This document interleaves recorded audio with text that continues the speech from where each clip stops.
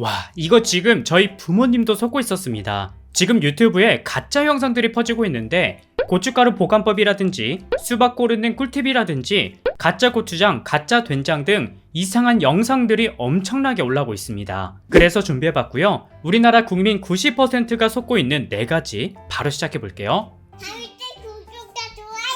첫 번째는 고춧가루 보관법입니다. 저도 이번에 알게 됐는데 지금 고춧가루 보관법이라고 검색만 해도 이렇게 냉동실에 절대 넣지 말라는 영상들이 엄청나게 퍼져 있어요. 이 조회수들 다 합치면 뭐 거의 1000만 이상 나올 텐데 결론부터 말하면 아닙니다. 이거 싹 다 가짜 뉴스예요. 먼저 이런 영상들이 퍼진 이유가 바로 2019년에 발표한 농촌진흥청 보도자료 때문인데요. 이 자료를 보면 고춧가루로 실험을 했는데 마이너스 20도와 0도, 4도, 그리고 10도씨 온도로 곰팡이균이 자라는 걸 테스트를 했어요. 근데 결과가 마이너스 20도씨에서 보관했을 시 곰팡이 발생이 이 정도 되고요. 그리고 0도씨일 때는 이 정도, 마지막으로 4도씨와 10도씨 상온에서 보관했을 때 이 정도 수치로 그래프가 각각 다릅니다. 그래서 이것만 보고 무조건 실온 10도 이상에서 보관하는 게 곰팡이균이 안 생긴다는 영상들이 퍼지고 있는데 여기서 좀 이상한 부분이 일반적으로 냉동 보관하는 이유가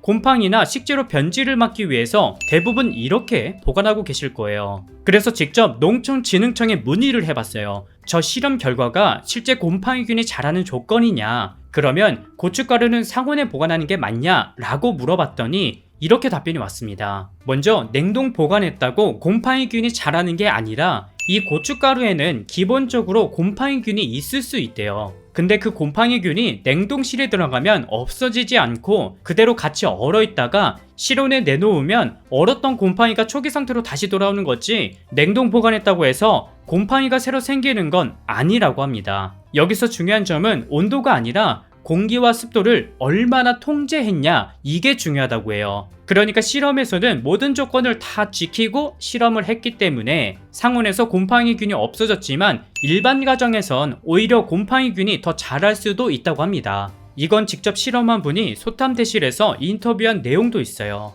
결국 냉동 보관했다고 뭐 곰팡이가 막 자라는 게 아니니까 밀봉한 상태에서 냉장고든 냉동실이든 실온이든 어디다 보관해도 전혀 문제 없다는 거 기억해 주시면 좋을 것 같아요. 두 번째는 바로 수박입니다. 저도 요즘 수박을 잘 먹고 있는데요. 근데 지금 수박 고르는 꿀팁이라며 가짜 영상들이 퍼지고 있습니다. 먼저 수박의 노란 부분은 바닥 쪽이라 햇빛이 못 받은 곳이라서 당도가 떨어지니까 절대 고르면 안 된다고 하는데요. 아닙니다. 틀렸어요. 국내 연구 결과 햇빛을 못 받은 부분은 당도와 품질 전혀 상관없고요. 오히려 노란색 부분이 있을수록 햇빛을 잘 받아 익었다는 신호라고 본다고 합니다. 이게 사실 그동안 상품성 때문에 수박 돌리기라고 노란색 부분을 없애기 위해서 농부들의 수고와 돈이 엄청나게 든다고 하니까 앞으로는 그냥 드셔도 됩니다. 그 다음 꼭지가 꼬여 있을수록 더 맛있다 라고 하는데 이것도 틀렸습니다. 꼭지의 길이나 모양도 품질과 전혀 상관없고요. 적당히 마른 거 사도 아무 문제 없다고 합니다. 그 다음 배꼽 크기로 수수박이 아닌 암수박을 고르라고 하는데요.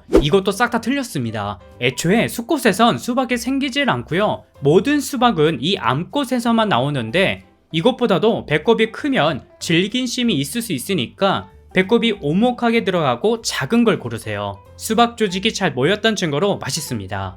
그리고 수박을 두드려서 빈소리가 나면 맛없다고 하는데 솔직히 농부나 전문가가 아닌 이상 일반인이 두드려서 맛있는 수박 고를 확률은 굉장히 적다고 하니까 내가 전문가다 하는 분들은 두드려서 차이점을 확인해 보시면 좋을 것 같아요. 마지막으로 수박이 동그랗고 다른 수박과 비슷한 크기인데 묵직하다면 이건 무조건 고르세요. 묵직한 수박일수록 당도가 높기 때문에 이런 걸 골라야 실패 없이 맛있게 먹을 수 있으니까 이것만 기억해 두시면 됩니다.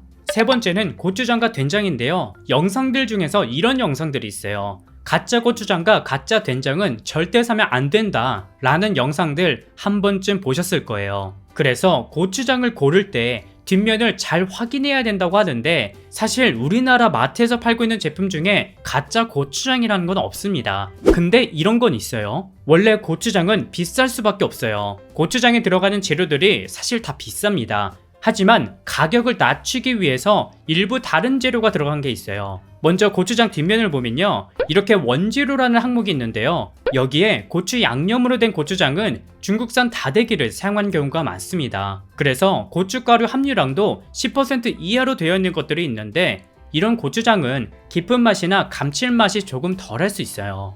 그 다음 물엿이 들어간 고추장이 있는데요, 고추장은 조청이나 꿀이 들어간 게 훨씬 맛있고요, 그리고 밀가루가 들어간 것보다는 쌀이나 찹쌀이 들어간 제품을 사는 게 맛은 훨씬 좋습니다. 사실 이런 거 다 따지면 결국 비싼 국내산 고추장을 고를 수밖에 없습니다. 비싼 게 맛은 제일 좋으니까 그냥 적당한 선에서 고르시는 게 좋다는 점 기억해 주시면 좋을 것 같아요. 네 번째는 과일 세척인데요, 이거는 제가 계속 올렸던 내용이에요. 근데 저희 어머니를 끝내 설득하지 못했습니다. 아직도 식초를 굉장히 맹신하셔서 채소나 과일을 씻고 계시는데 저희 어머니가 한 번 더 보셨으면 좋겠어요. 먼저 대부분이 채소, 과일을 씻을 때 식초나 베이킹소다를 이용해서 농약을 제거하셨을 거예요. 예전부터 각종 언론이나 심지어 TV 프로그램에서도 그렇게 세척하는 게 제일 좋다고 알려왔는데, 근데 아니에요. 결론부터 말하면 물로만 씻어도 큰 차이가 없습니다. 최근 식품의약품과 국립농업과학원 연구자료에 따르면 과일, 채소를 식초와 세제, 그리고 수돗물에 1분간 침지한 다음 30초간 흐르는 물에 세척했는데